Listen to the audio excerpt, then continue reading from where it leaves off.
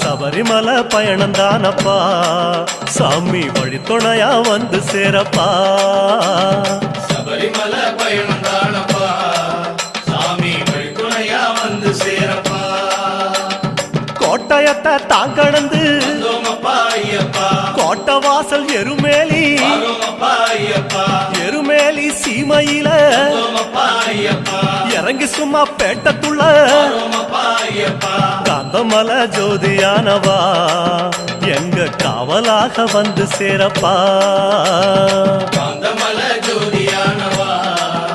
எங்க காவலாக வந்து சேரப்பா சந்நிதியில் கட்டுங்கட்டி